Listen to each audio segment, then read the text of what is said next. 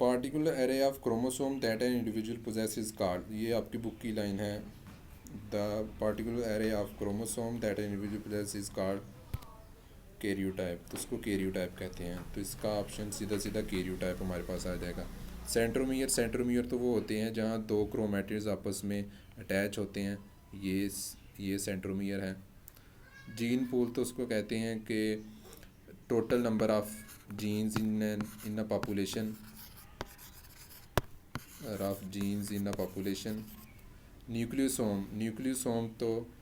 Nucleosome मिलकर chromosome बनाते हैं, लेकिन न्यूक्लियोसोम क्या होता है? Nucleosome chromatin plus histone proteins को क्या कहते हैं? न्यूक्लियोसोम। अब ये भी याद रखना है हिस्टोन प्रोटीन्स क्या होती हैं। आर्जिनिन लाइसिन क्या होती हैं? आर्जिनिन लाइसिन बेसिक प्रोटीन्स होती हैं। क्रोमेटिन क्या होता है? क्रोमेटिन एसिडिक होता है। इस तरह की चीज़ें आपने याद रखनी है। तो इस ऑप्शन का एमसीक्यू का ऑप्शन करेक्ट कैरियोटाइप होगा। 159th एमसीक्यूज़ है हमारे पास।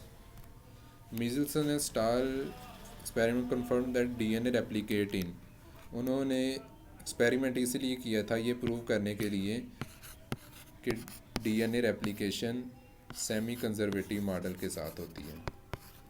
अब सेमी कंजर्वेटिव मॉडल क्या होता है? अब ये देखें, अगर ये दो डीएनए के स्ट्रैंड हैं,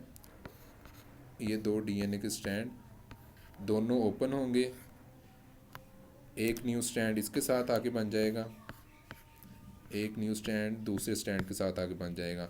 मतलब कि ये भी कंजर्व रहा और ये भी कंजर्व रहा, लेकिन दो न्यू स्ट्रैंड आए हैं, तो ये इसका मतलब ये सेमी कंजर्वेटिव है। अगर दोनों नए बनते दो स्ट्रैंड्स, तो वो कंजर्वेटिव हो, तो वो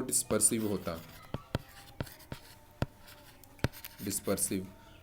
अगर कंजर्वेटिव रेप्लिकेशन होता तो कंजर्वेटिव रेप्लिकेशन में होता है कि ये दोनों स्ट्रैंड बिल्कुल सेम होते हैं, लेकिन दो डिफरेंट स्ट्रैंड भी आके अटैच हुए हैं, तो इसका मतलब ये सेमी कंजर्वेटिव है।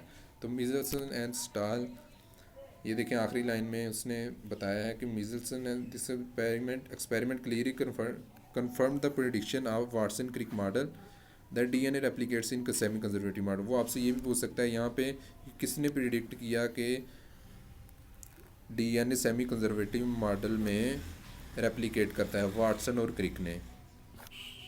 यहाँ पे हमारे पास करेक्ट ऑप्शन क्या आ जाएगा? Semi conservative.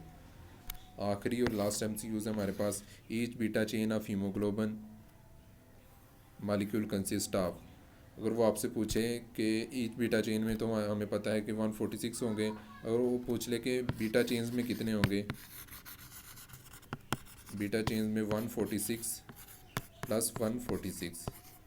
अगर वो आपसे पूछ ले कि ईच बीटा चेन बनाते वक्त कितने वाटर मॉलिक्यूल्स रिलीज़ होंगे, ईच बीटा चेन बनाते वक्त 145 वाटर मॉलिक्यूल्स रिलीज़ होंगे। अगर वो आपसे पूछ ले कि कितने डाईपेप्टाइड लिंकेज हैं एक बीटा चेन में, तो 145। इसी तरह अल्फ़ा चेन के लिए आप यही करेंगे। अल्फ़ा चेन में 141 होते हैं, ईच अल्फ़ा चेन में 141, तो डाईपेप्टाइड बॉन्ड कितने होंगे? 140। कितने वाटर मॉलिक्यूल रिलीज़ होंगे? 140 वाटर मॉलिक्यूल रिलीज़ होंगे। दो बीटा चेन में अब देखते हैं। टू बीटा चेन में 146 और 146 कितना होगा? 6 और 6 12, 1 4 5 5 9, 292। अब 291 लिंकेज नहीं होंगे, बल्कि 290 लिंकेज होंगे। 290 लिंकेज। इसको नीचे करते हैं।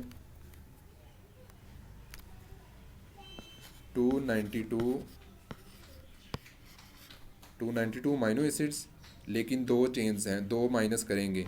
290 पेप्टाइड बॉन्ड्स,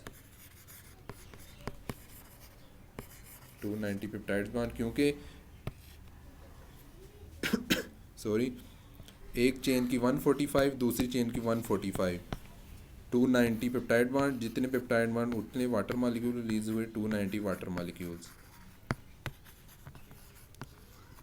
तो इसी तरह आपने जितने भी हीमोग्लोबिन में टोटल जितने हीमोग्लोबिन में आएंगे उससे 4 माइनस कर लेने हैं, क्योंकि 4 चेन्स हैं, 4 चेन्स 4 माइनस करेंगे, 4 माइनस करेंगे तो उतने वाटर मालिक्यूल रिलीज़ होंगे और उतने ही पेप्टाइड लिंकेज बनेंगे। अगर वो आपसे पूछ ले कि हीमोग्लोबिन कौन सी स्ट्रक्चर है, तो आपको पता होना चाहिए कि हीमोग्लोबिन क्वाटरनी स्ट्रक्चर है। हीमोग्लोबिन क्वाटरनी स्ट्रक्चर है। हीमोग्लोबिन क्या करती है? हीमोग्लोबिन ऑक्सीजन कैरी करती है।